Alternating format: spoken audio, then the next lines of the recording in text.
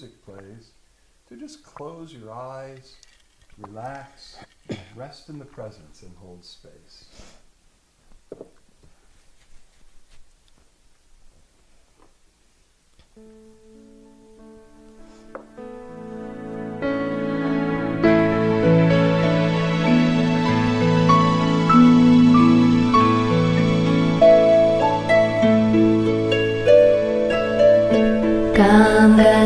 Ganapataye namo namaha.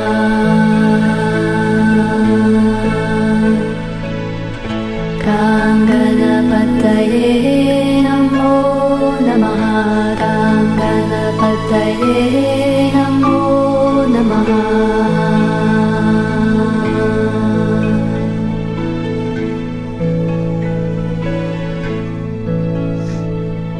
Jai Ganesha Gananatha Dayaniti Sakala Vignya Karadhura Hamare.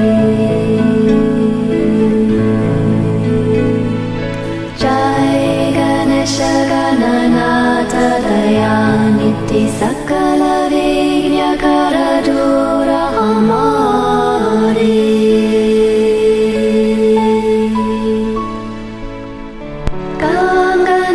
Ganapataye namo namaha. Ganapataye namo namaha. Ganapataye namo namaha. Ganapataye namo namaha.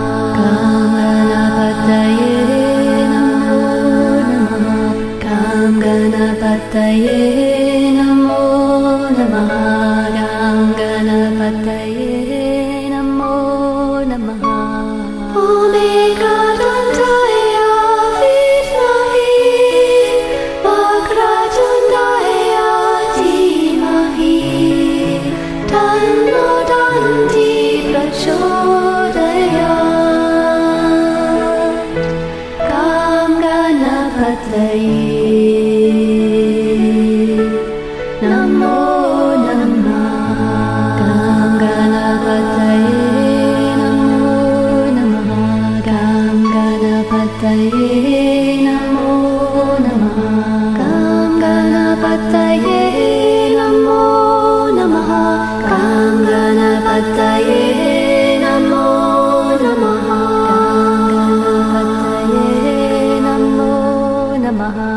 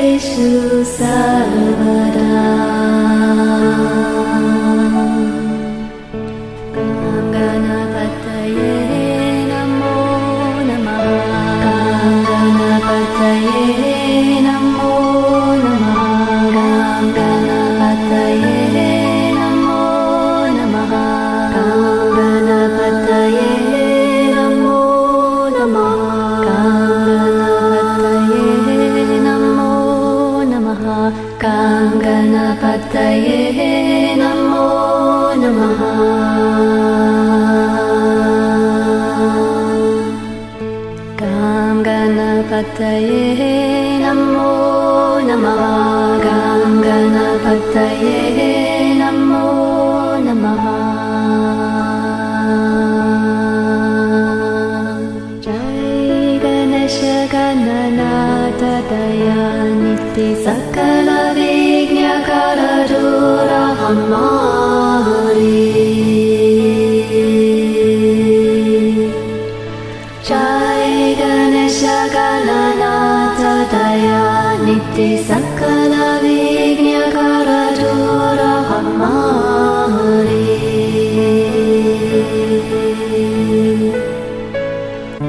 Gam Ganapataye Namo Namaha Gam Ganapataye Namo Namaha Gam Ganapataye Namo Namaha Gam Ganapataye Namo Namaha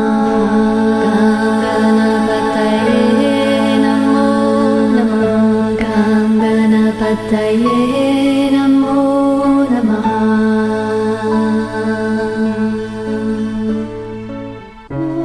Suklam Bharadram Vishnu Sasivarnam Chaturbhujam Prasannavadanam Dhyaye Sarvavignyopashantaye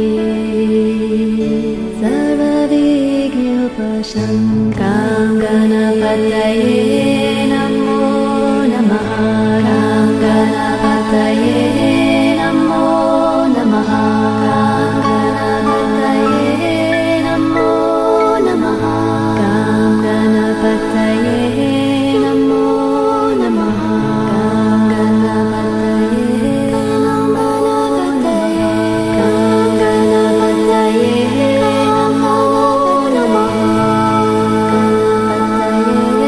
Namo Namaha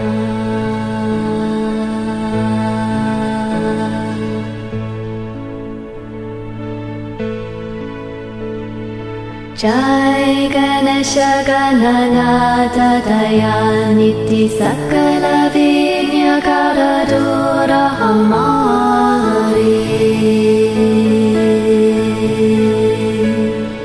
Jai Ganesha Gananata Dayaniti Sakala Vignya Karadura Hamari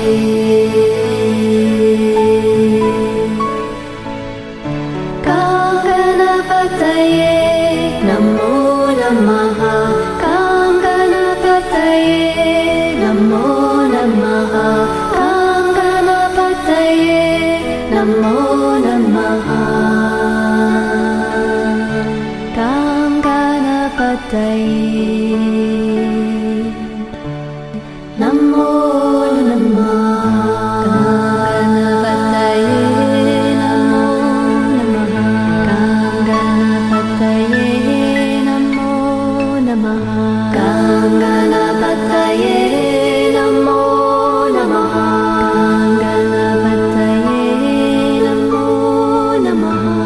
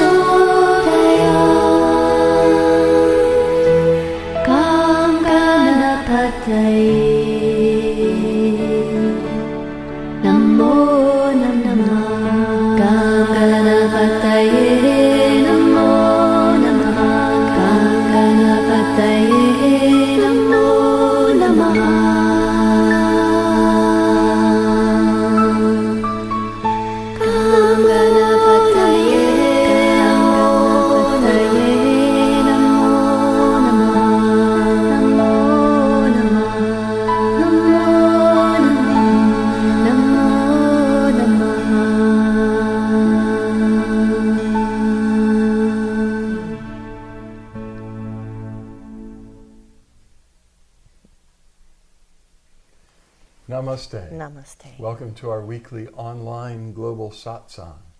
Satsang is a Sanskrit word that means community of truth, which sounds pretty high and lofty, but it refers to any time where two or more people on the spiritual path of awakening and transformation come together to share their journey, to share their presence, to share their challenges, their love, to encourage and strengthen one another. So welcome. The Flowering Heart Satsang is a very informal gathering. We come from different teachings, different spiritual backgrounds, different teachers, certainly from different parts of the world, various continents from around the world. What we have in common is that we're all on the path of spiritual awakening and the flowering of the heart and oneness with the divine, with unconditional love and compassion. I think that's what the world needs now, don't you? A lot more love and compassion. We are living in a global civilization of competition, conflict, and war. It's been that way for as long as recorded history. It needs to shift, and quickly, to a new civilization rooted in cooperation, harmony, and peace. People have been trying to bring this about for thousands of years through spiritual movements, religious movements, philosophical movements, political movements, anything else you could imagine. But nothing can bring about the shift in human civilization on this planet except a shift in the collective consciousness of humanity. It's not just one of us. It's a collective immersion in conflict and competition and war that needs to shift. That happens one person at a time, and we're building toward the point where the whole collective consciousness will shift one day. People will look at their weapons and they go, "What?" And they just lay it down and hug each other. Because when we go deep enough into the spiritual heart, when we awaken sufficiently, we look into each other's eyes and we see ourselves looking back at us through the other, because we are one being, one love in this entire universe, one consciousness, which is expressing itself through myriad forms.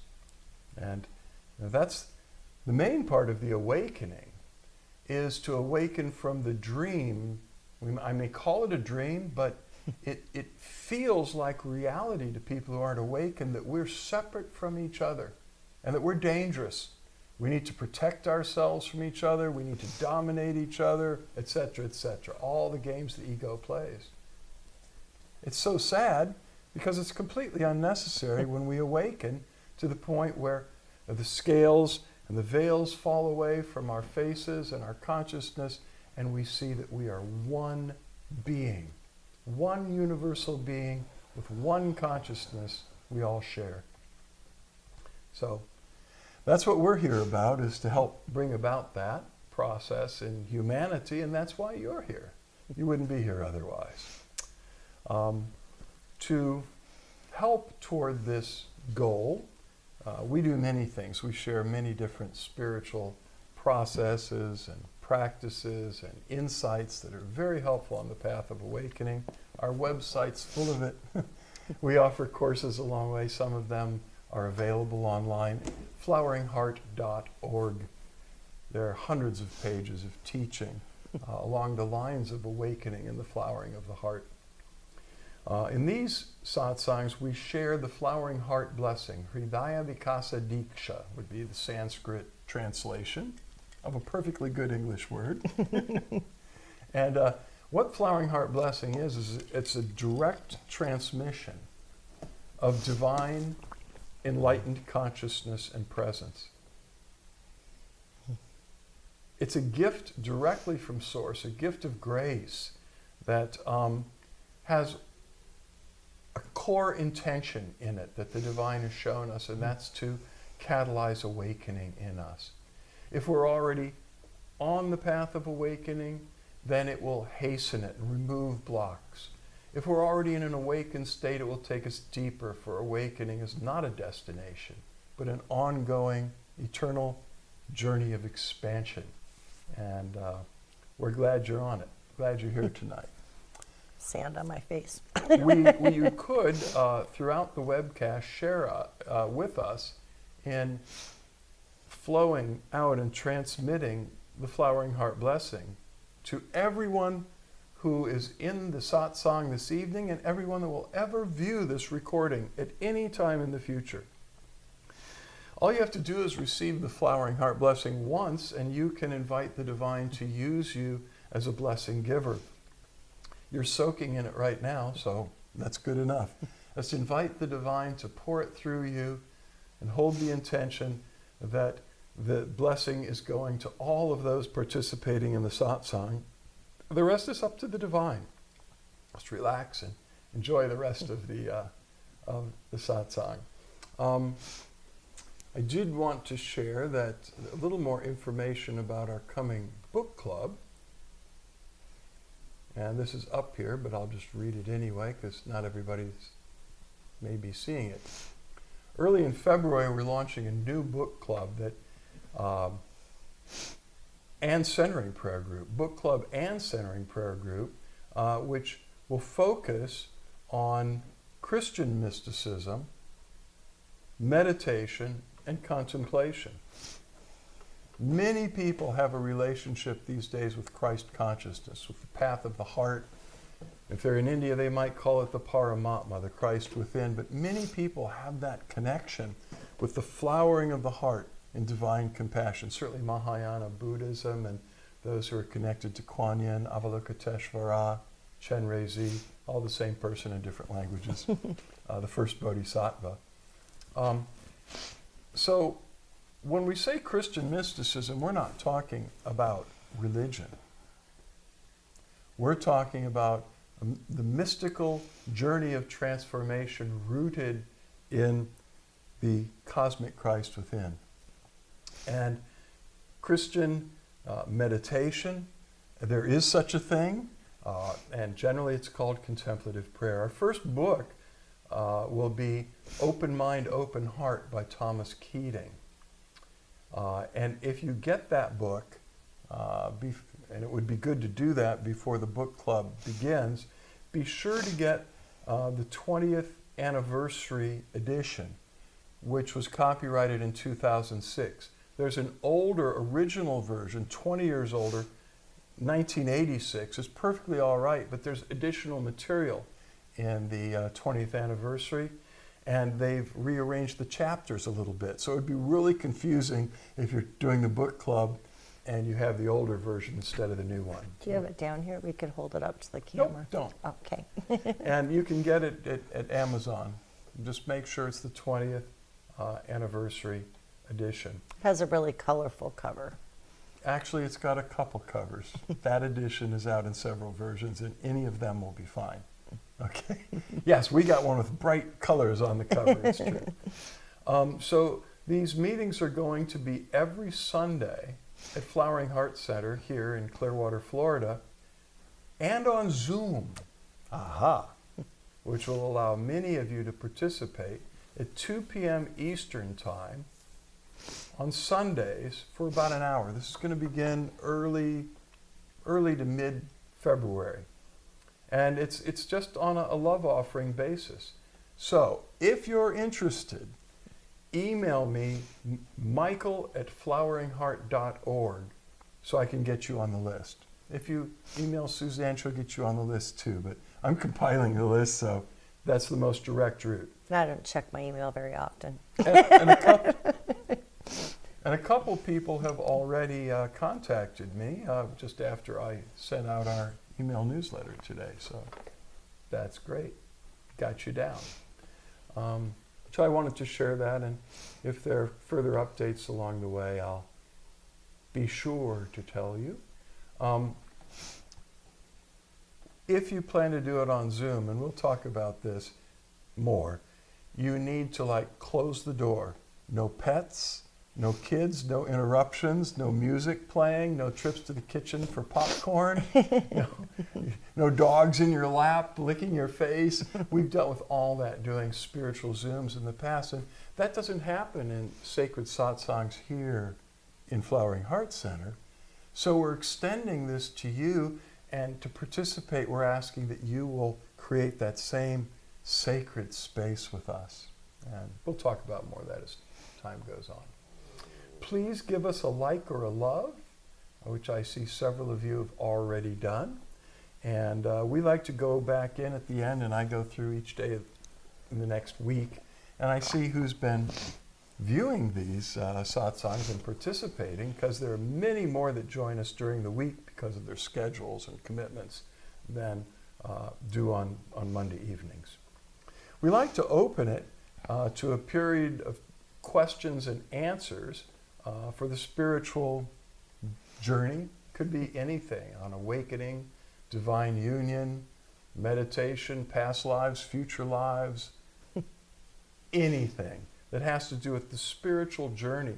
And the best questions are relative to something you might be puzzling over in your own mind, or something you might be experiencing in your own journey and would like more light, more clarity. And while you think about that and listen to that still small voice, I'll come back to what's already been written. I like to give everybody a little time while I read some inspiring quotes. I draw these from a website, inspiringquotes.com, a group of authors that writes brief articles on interesting subjects and then shares with us lists of quotes from wise, influential people throughout history. Tonight we're going to be talking about life-affirming quotes about human connection. And the author is Joyce Chen. We've heard from her quite a few times. She's a writer, editor, and community builder based in Seattle, Washington. So thank you for these insights and this article. And here's what she has to say. There are more than 8 billion humans on Earth. But as we all know, it takes just one genuine connection with another person to reaffirm our faith in humanity. That's because human connections are what tether us to others and help us form the bonds we celebrate as community, family, and kin. Sometimes our strongest connections are the ones we share with our parents, our children, our siblings, our relatives. These are the people who often know us best, having watched us evolve and grow over the years. But blood relations aren't a prerequisite for deep connections. We can also seek them out among friends, lovers, co-workers, and even strangers. So what constitutes a strong bond? Good signs include feeling seen, heard, capable, appreciated and loved unconditionally. We can recognize the positive effects of these deep connections when we feel secure in our relationships and safe to be as wild, messy, or uncertain as we need to be. Because for many of us, what draws us to others is not just who they are as individuals, but also how they make us feel. And therein lies the importance of building genuine, lasting relationships with people who really get us on a foundational level. They make us better people, and vice versa. May the 13 quotes below serve as a reminder of those beautiful, magical, life-affirming moments of mutual recognition and connection. So here's our first one. Pay attention. It's all about paying attention. Attention is vitality. It connects you with others. It makes you eager. Stay eager. Susan Sontag.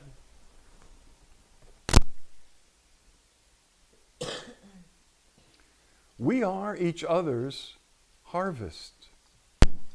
We are each other's business. We are each other's magnitude and bond. Gwendolyn Brooks. I define connection as the energy that exists between people when they feel seen, heard, and valued, when they can give and receive without judgment, and when they derive sustenance and strength from the relationship. Brene Brown.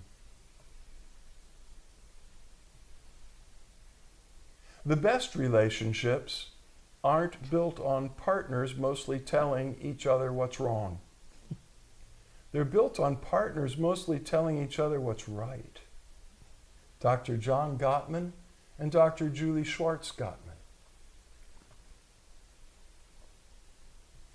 People leave traces of themselves where they feel most comfortable, most worthwhile.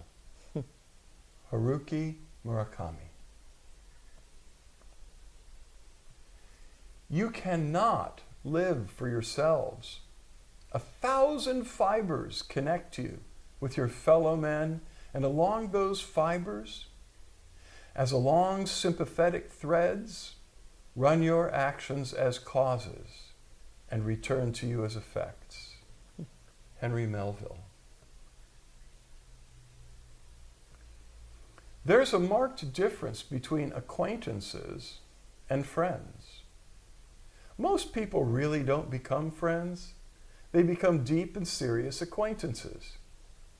But in a friendship, you get to know the spirit of another person, and your values coincide.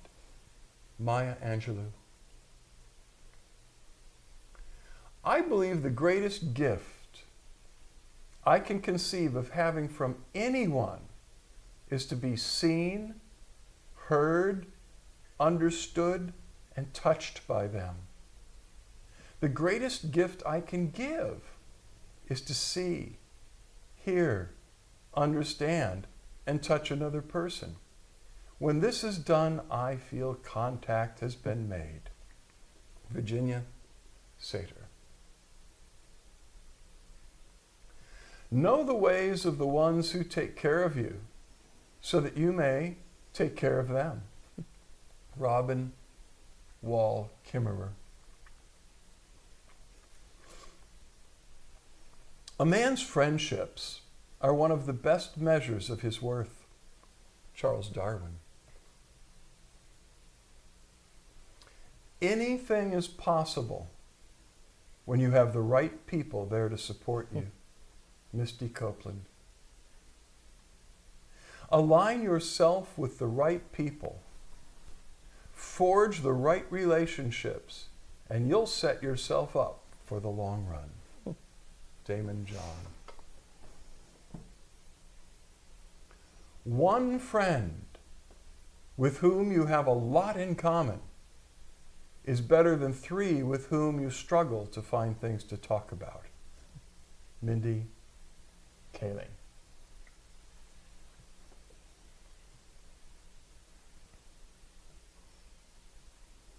And back to our Satsang group. Okay. Interesting. This should be, there we go. Okay. All right. So, back here on Facebook Live,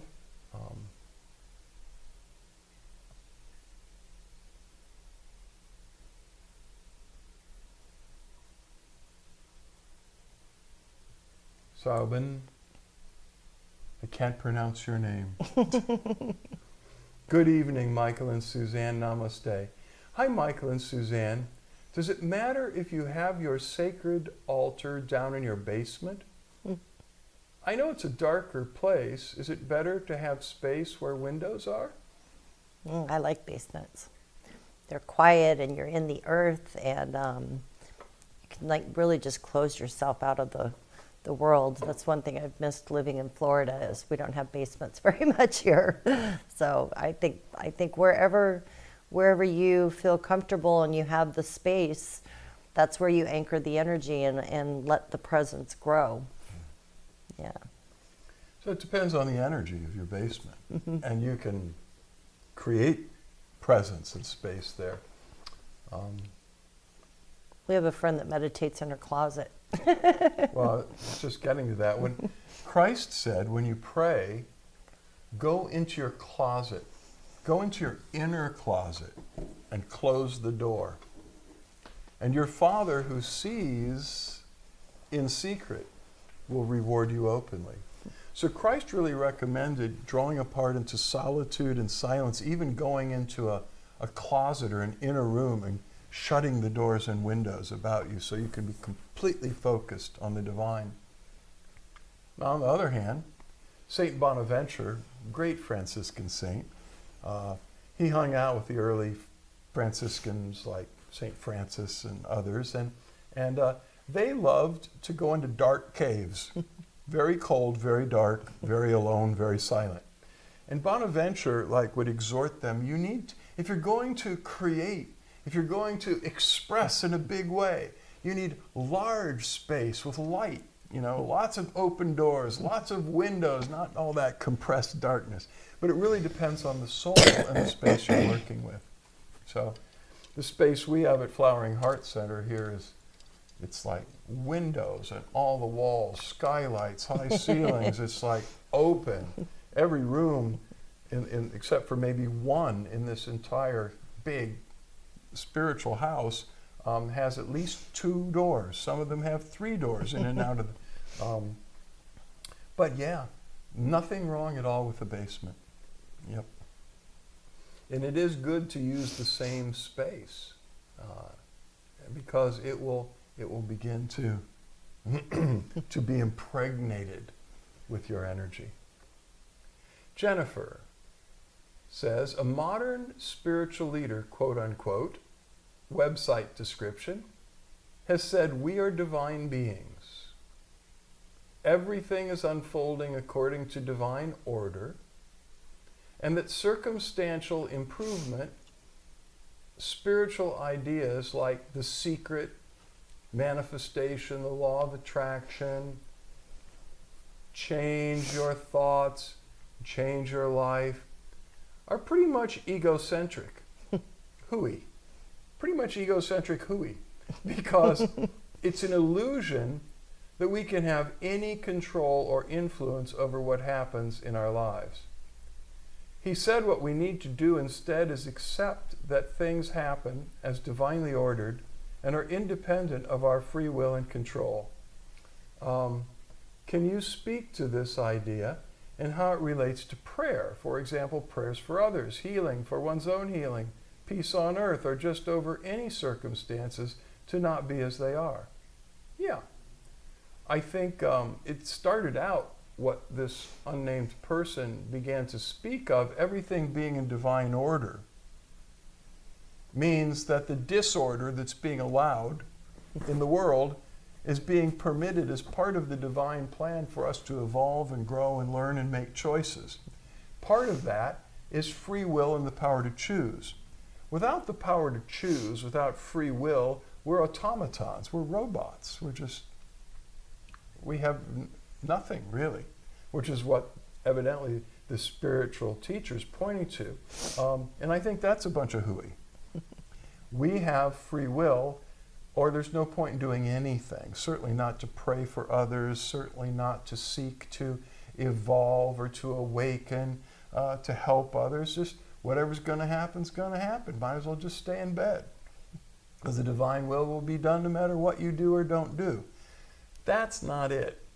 The message is to accept, to fully accept what is happening in the present moment. With all of its disorder, with all of its chaos, with all of its discomfort, what is happening in the present moment is in a cosmic way divinely ordered. It is also part of the divine order that nothing stays the same, that everything continues to change and evolve, and we have a part to play in that as co-creators. The Secret got that right, and some of the laws of attraction and manifestation that would see us as co-creators with the divine, if they even mention the divine is the problem, because the Secret didn't actually. We are co-creating with the divine. And the divine is allowing us to share in the creative energy and the destructive energy of existence, so that we can learn and grow. What was missing in The Secret is you can't manifest anything if it is contrary to the divine will. That doesn't mean everything that's happening in this world the divine is willing, certainly not the injustice and the cruelty and the brutality, but the divine is willing to allow a measure of this so that we can stand up and take responsibility and awaken and begin to grow. And that wasn't brought forth in The Secret, nor that, it's important that what you seek to manifest with the laws of manifestation and attraction are in harmony with the will of the divine. And actually, I'm going to stop there on The Secret. I start to pick on it.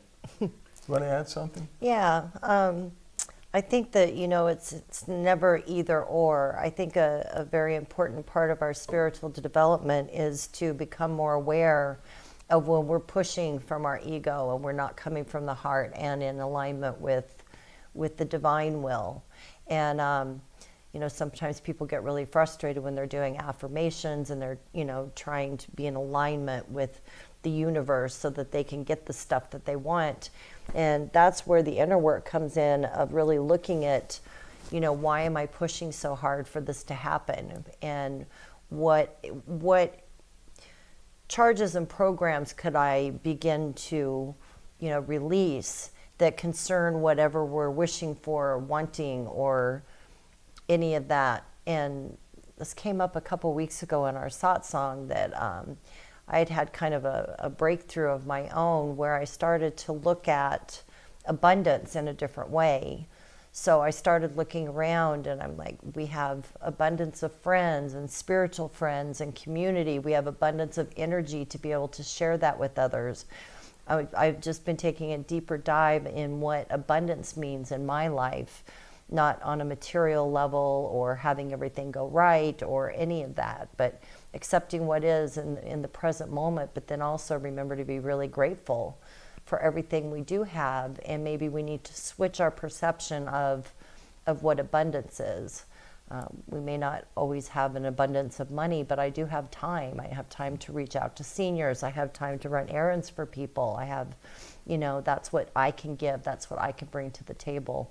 And just like those quotes said too, just sitting and listening to a friend and sharing with that friend, it takes us out of our minds and into our hearts. And when we're in our hearts, we are more open to receiving from different ways in the universe than just what we might think of materially or physically. Indeed. So accept what is, create what is becoming. Accept now, create the future, but co-create with the divine. Right. With that part of you that is the divine, that deep within, the will of God is manifest within us. And that's the secret. Right. So, Christ said, what things soever you desire when you pray, believe you've received them and you shall have them. You won't be able to believe that God said yes and that you've received it when you pray unless there's a knowing that it's in harmony with the divine will. Christ said, if two of you can agree together as touching anything you ask on the earth, harmonize together, make a symphony together, it will be done for you by my Father in heaven. But if you sit there and do nothing, who knows what's going to happen? There's an old saying that all that is required for evil to prevail is for good people to do nothing. So no, not everything is predestinated. If it were, we could just end this right now. Why bother? Because it's all engraved in stone. Nothing can possibly change. And that's a very fatalistic view. Now, if somebody really believes that, then they say what you need to do is just accept it all and just be at peace and relax and flow downstream. But we've got a bigger job than that. We've got a lot of work to do to help one another to help the world. And so we should. There's no contradiction between the quiet, full acceptance of the contents of the present moment and fervently, intensely, and passionately working for the next moment to be different. But it has to start from accepting the present moment. So many people are living in the past and living in the future, and they're trying to project a future that the ego wants. And it doesn't work because we have to land in the quiet acceptance of the present moment and fully embrace what is and be at peace with it. And then that frees up tremendous energy to create, to pray, to serve. And Jennifer says that makes sense. Thank you. Are there any other questions? That was a good one. That was a good one. And it comes up a lot in various ways. In satsangs for years, people say, well, on the one hand, I'm hearing accept what is. Accept reality as it is without resistance. And then I'm hearing manifest the future, laws of attraction, laws of manifestation, and which does seem on the surface very ego-driven, and I think for many people using new thought to manipulate reality in their favor. For maybe most people that's coming from ego. Right. But it sure doesn't need to. Right. And if you look at the lives of the great saints, they worked passionately. Buddha worked passionately to awaken people. And well, I could go down the list of great saints and what they did with their lives. They didn't, and even the rare ones that just, like Ramana Maharshi, that just sat there and radiated, radiated God realized bliss. That was a very positive, active thing to do. It was transforming the lives of everybody who came in contact with him. He could have just gone off in the jungle and said, none of this matters because nothing's going to change. Let me just cuddle with the tigers and the cobras. Probably would have been a lot more fun than what he did. Okay. I'm not seeing any more questions here. It's perfect timing. Okay. It is perfect because it's now. So, let's create the next moment. Close your eyes and invoke the divine presence in your heart of hearts.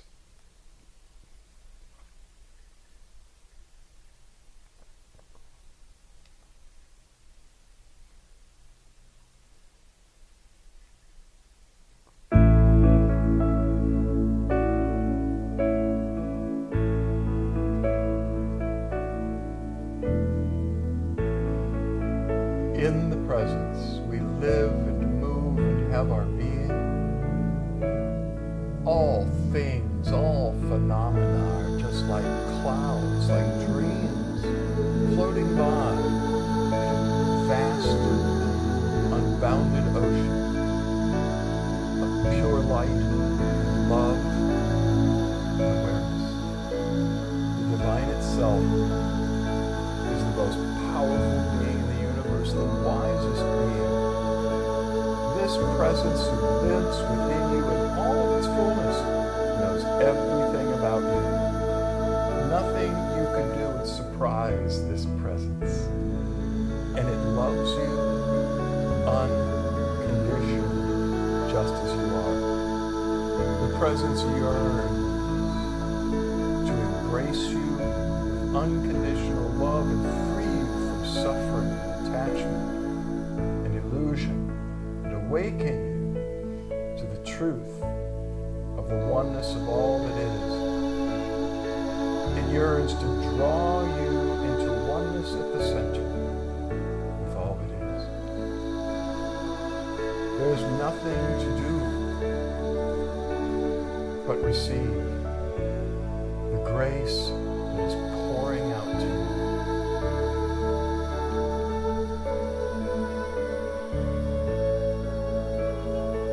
Let it awaken you.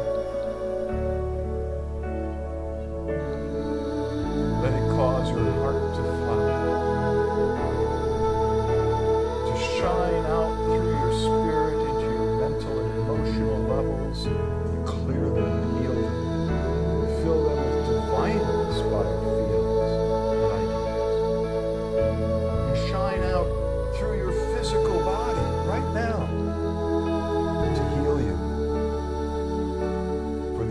divine presence wants you to prosper and be in health in the same way that your soul is growing and flowering and unfolding. This presence wants to heal you physically and heal your relationships and shine out through your life into the world. Simply give your consent, let go, and receive.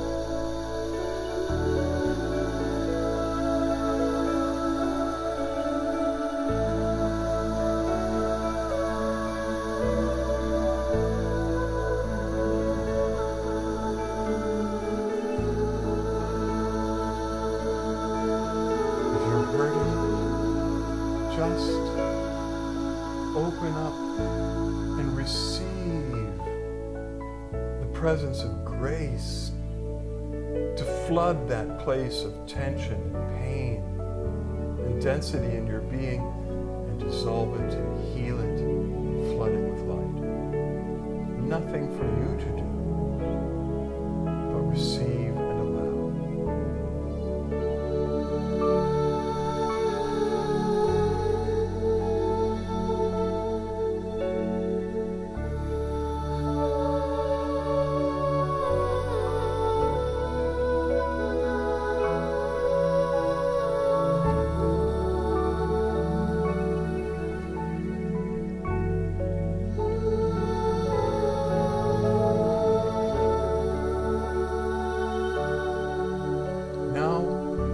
Your eyes still closed, imagine or visualize us sitting in a circle, a blessing circle together. And lift up your hands with your palms facing forward, open. And let us just invite the divine presence to pour the flowering heart blessing through us to all the others sitting in the circle as it's flowing back to us through everyone.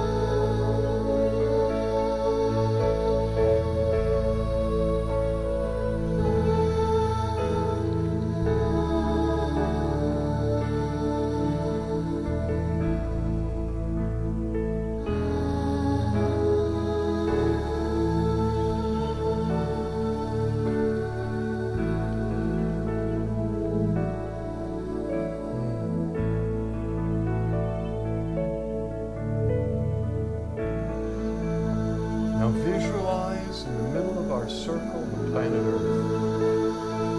And let us take a strong intent together that the divine might pour out healing grace and awakening grace to the entire living, beautiful planet Earth. to awaken the hearts of all more than 8 billion of us. We would awaken into oneness with each other and all that exists.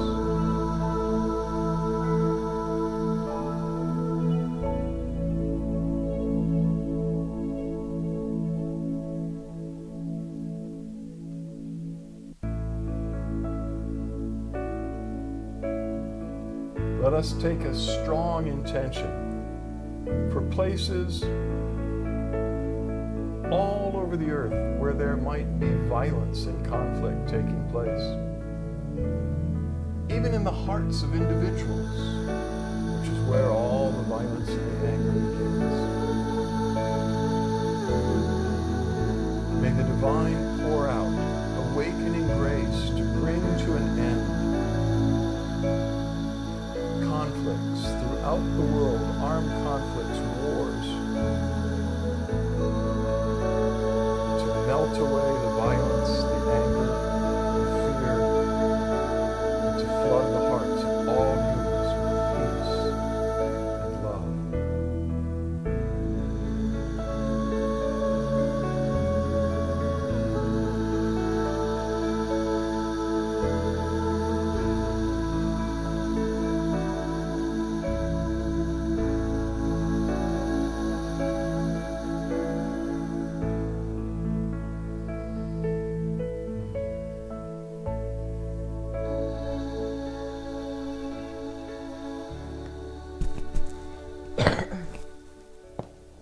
Om Shanti, Shanti, Shanti.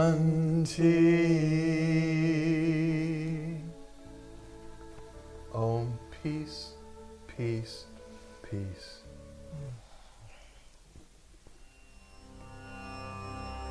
And now when you're ready, you can relax your hands and open your eyes. And begin to make direct eye contact with Suzanne and or me.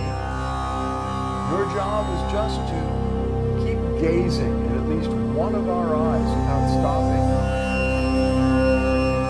And just receive the grace. In the light meditation, Suzanne and I are flooded with oceans of grace, light, and love that flows through every pore of our being to you, and especially through our eyes, which have been called by mystics the doorways of the soul. The light shines through our eyes, into your heart of hearts, and causes the light of awakening, the fires of divine love to burn brighter and brighter and brighter within you. All you need to do is relax and just be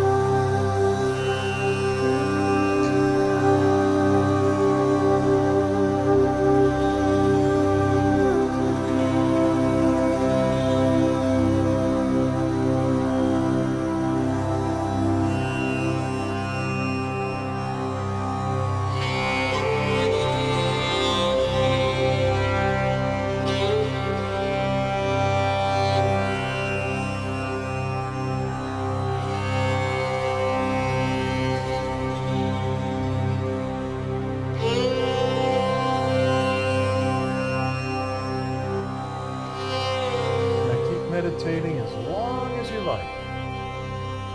And or find a place to lie down in Shavasana. That's a yoga pose where you lie comfortably on your back with your eyes closed, your arms at your sides, your palms open, turned upward, and just let yourself dissolve in the presence of gratitude. We love you very much. Much love, light, and blessings. Until we meet again, know that the divine within us beholds the divine in you, and we bow to you. Namaste.